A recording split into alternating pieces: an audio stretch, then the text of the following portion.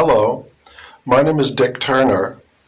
I'm going to read to you from my book New Math, published by Apathy Press.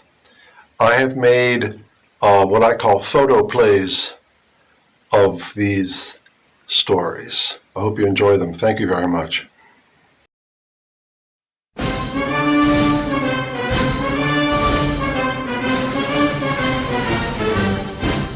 In a small town, a new smell mysteriously showed up, discovered in a box by the town wino in a parking garage.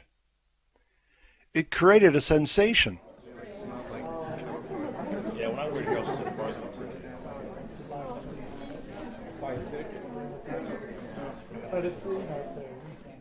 No one had ever smelled anything like it before.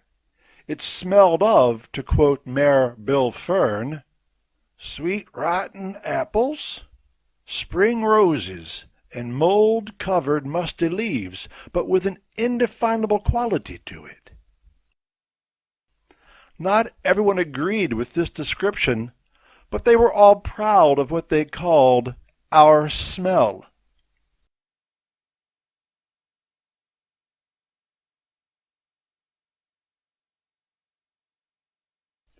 They took up a collect for the amazed wino. Tourism increased. People talked proudly about the smell. They started to make plans for the town's expansion, planning a new mall and smell museum. Several experts emerged. The university offered a new PhD program in advanced olfactory theory. Some claimed the smell had miraculous properties, and a fledgling health industry emerged, attracting the infirm. Then, one morning, as mysteriously as it had appeared, the smell went away.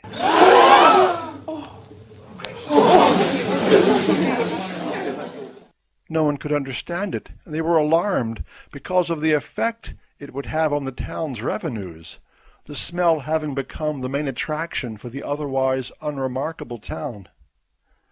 They called an emergency meeting in the town square.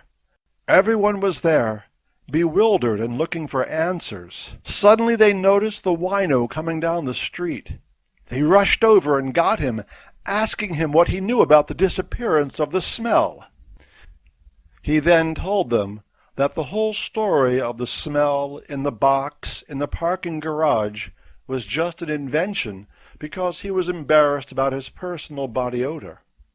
But because he had seen how his presence had aided the town, it gave him a new confidence in himself, so he used the collect they had given him to clean up his act. And so, to start, he took a bath. An odd day. I had just left Las Vegas. I'd driven there from Los Angeles. I'd always wondered about the place, so I decided to check it out. You hear so many different things about it.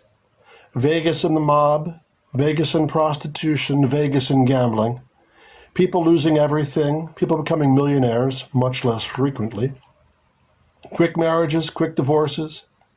Supposedly it's the fastest growing city in the world. Maybe in 1,000 years, it will be the center of the universe. Where else is it possible, theoretically at least, to go in the morning penniless, win $1 million by noon, meet one woman, fall in love, get married, meet a second woman, have an affair, get divorced from the first, lose all one's money that night gambling, and then leave, again penniless, the following morning? A sort of life in fast motion, lived out in 24 hours. When I pulled into town, something in the air just didn't agree with me. I felt like a lamb going to slaughter. I didn't feel savvy enough. I filled the gas tank of my rent-a-car and got on the highway to Arizona. I felt like anything could happen there, and honestly, I was terrified. It seemed normless. But in leaving, that same feeling accompanied me on the highway. The land was so flat and so monotonous that I couldn't tell if I was coming or going. How does one know what to do in such a situation? Not to mention that it was impossible to tell at what speed I was driving. I had to constantly refer to the speedometer. I recall at one point thinking I was going nowhere even near the speed limit. I looked down and saw I was going 95 miles per hour in a 65 mile per hour zone. I couldn't believe it. Truly, it is a normless kind of place. Perhaps that is its attraction. If it is, as an artist, I understand. Just as I had checked my speedometer and saw at what speed I was traveling, a huge white Cadillac passed me at such a rate, I felt as if I was standing still.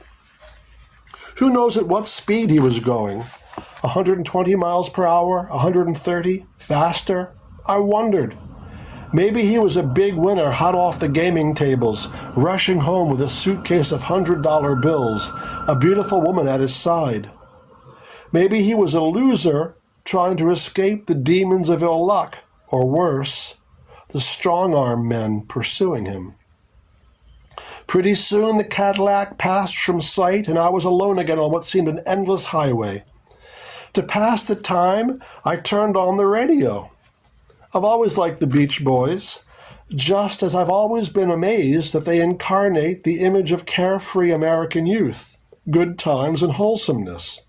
When I listen to the words of their songs, I can never help to notice a deeply troubled psychological component.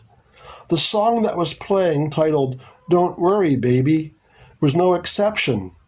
Read the words sometime and you'll know what I mean. It's about a guy who brags himself into a dangerous drag race. The constant repetition of the word baby in the song alone seems like the cry of someone longing to return to his mother's comforting arms, to the safety of a carefree childhood, someone longing to escape a troubled world. After the song, the announcer came on, or should I say the announcers, for it was a team. They did the usual high-energy repartee. Normally, I would have turned it off, but it was just irritating enough to keep me awake. The day was very hot, around 90 degrees, and I don't like air conditioning, and besides, I only slept 5 hours the night before. It just so happened to be, I learned as the announcers bantered with each other, that very day, November 19th, 1999, was the last odd day that we would have on our calendars for over 1,000 years. They informed me and the rest of their public that because 0 counts as an even number, we would have to wait until January 1st, 3111 for another all-odd day. Until that date, all the days will have at least one even number in them. I found that to be a curious fact. After all, when you think about it, humans live their lives accompanied by numbers. Look at Vegas. It runs on numbers. Thus I was thinking when I came up over a small hill, and to my great surprise, I saw a traffic backup which appeared to be endless. The cars were creeping along, maybe going around 5 miles per hour. 20 minutes later, I discovered why. 2 bodies lying in the road, one right, one left, explained why the traffic slowed. Though covered in yellow plastic tarpaulins, the wrecked cars nearby allowed easy inference of their hidden conditions, massive internal and external trauma. And there was the white Cadillac. Originally, it had been at least 20 feet long. It was compressed into a 3-foot solid block. The other car was unrecognizable. The shocked woman wandering near the highway policeman provided a kind of testament as well. Her blank face and messy hair, one arm up in the air, the other held a little sideway. What was she describing? That it must have happened fast, I thought. Later, the report came over Mojave radio to caution motorists that until the coroner arrived, to expect delays up to an hour.